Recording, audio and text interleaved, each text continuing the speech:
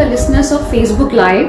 I'm Dr. Priya Singh. I'm an oral physician and maxillofacial radiologist.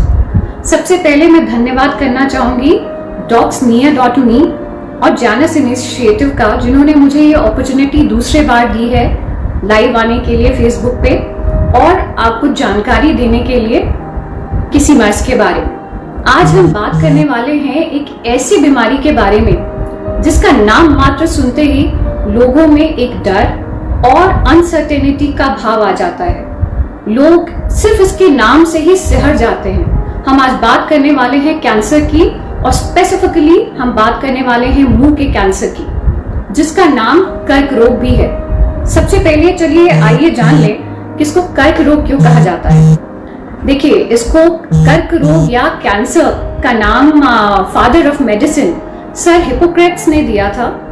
ये बिल्कुल एक crab की तरह, अगर आपने क्रैब देखा है तो क्रैब के फिंगर्स होते हैं, टेंटिकल्स होते हैं, और वो अगर किसी चीज को जकड़ लेता है तो उससे निजात पाना बड़ा मुश्किल होता है। कैंसर भी एक ऐसा ही मर्ज है। कैंसर अगर किसी इंसान को एक बार जकड़ लेता है तो पहले तो ये जानना कि वो कहाँ तक जकड़ा हुआ है, उसके फिंगर्स, उसकी पहुंच हमारे शरीर में कहाँ तक है वो जानना मुश्किल है, और उसके बाद उसका इलाज भी कई बार मुश्किल होता है।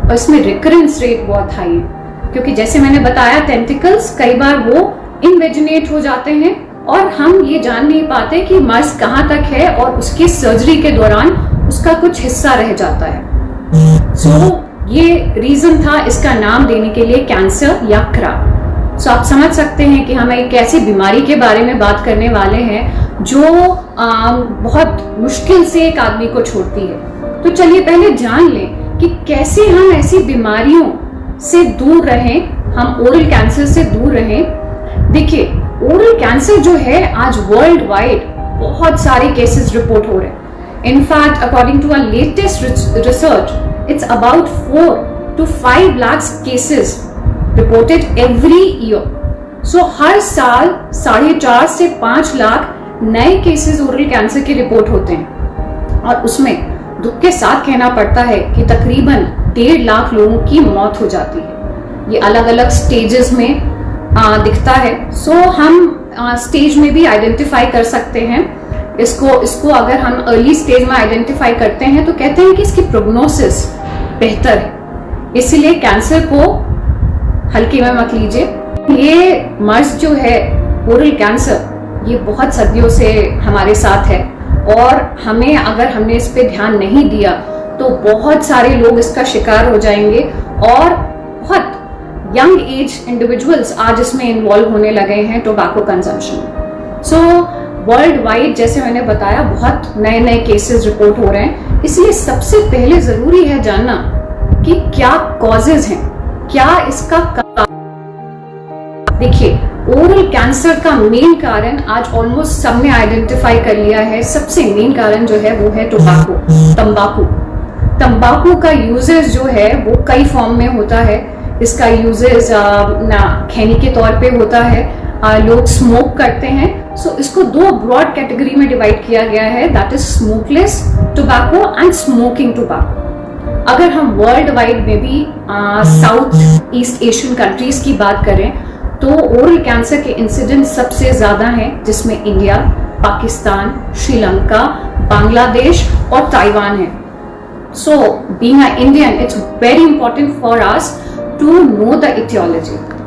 देखिए, जब तक इस को तंबाकू से कोरिलेट नहीं किया गया था तब तक ये आइडेंटिफाइड था कि जो लंग कैंसर है उसका कारण स्मोकिंग है। इसलिए ज्यादातर सिगरेट के पैक पे लंग के कैंसर की फोटो बनी रहती थी। वहां पे मेंशन होता था कि इसकी वजह से लंग का कैंसर हो सकता है। लेकिन अब जब से आइडेंटिफाई हो गया है या कोरिलेट हो गया है कि जो मुंह का कैंसर है वो तंबाकू के वजह से है, सारे प्रोडक्ट्स में ये मैंडेट कर दिया गया है कि उनको मुंह के कैंसर का एक फोटो लगाना है। और पहले वो छोटे में मेंशन होता था कि it's injurious to health, but अब ये मैंडेट कर दिया गया है कि इसका जो फॉन्ट साइज है उसको बड़ा किया जाए ताकि दूर से ही वो दिख जाए। सो मुझे हैरानी इस बात की होती है कि जहां पे ऑलरेडी ये लिखा हुआ है सिगरेट स्मोकिंग और tobacco is injurious to health, लोग उस चीज को कैसे लेते हैं। दुनिया भर में 3.5 लाख कोरोना वायरस की वजह से ग्रसित लोगों की बात कर रहे हैं। 8 मिलियन का मतलब है 80 लाख लोग। 80 लाख लोग जिस बीमारी से ग्रसित हैं, उसमें क्योंकि हम ये कहते हैं कि टोबैको एक ऐसा अकेला प्रोडक्ट है जो कि अपने बेस्ट कंज्यूमर की डेथ का पॉजिटिव एजेंट है, या जो उसके बेस्ट कंज्यूमर हैं उनके वजह से ही पेशेंट की मौत होती है। सो ये आइडेंटिफिकेशन कितना इंपॉर्टेंट हो गया है। आज तंबाकू के जितने भी कंपनीज हैं वो चाह रहे हैं न्यूअर जनरेशन को टारगेट करना। यहाँ पे मीडिया बहुत इंपॉर्टेंट रोल प्ले करती है।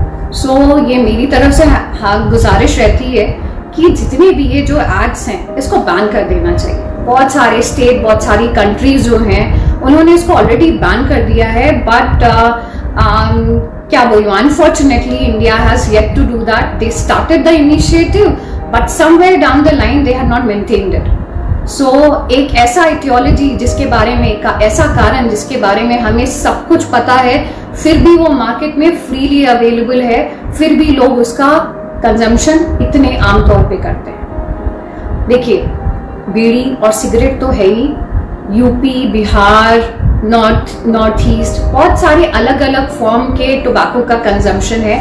आजकल हुक्का क्लब बहुत कॉमन हो गया है, जो न्यूअर जनरेशन में काफी पॉपुलर हो रहा है।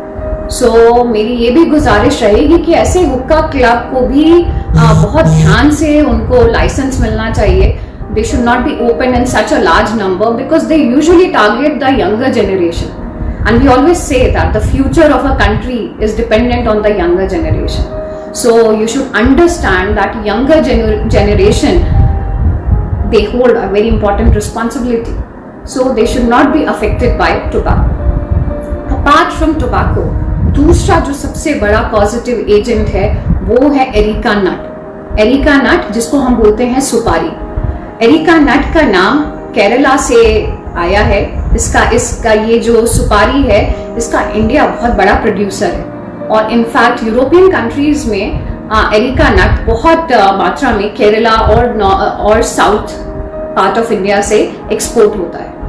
सो एरिका नट खुद में भी एक मर्ज करता है जिसके बारे में मैं आगे बताऊंगी, जो खुद में बहुत तकलीफ देता है, मुंह का खुलना कम होता जाता है, और ये बहुत मात्रा में मुंह के कैंसर का कारण है। सो सुपारी, या तो लोग गुटखा या फिर पान मसाला, और बहुत लोग इसको पान के पत्ते के साथ गुटखा, सुपारी, चूना कत्था सब कुछ डाल के खाते हैं।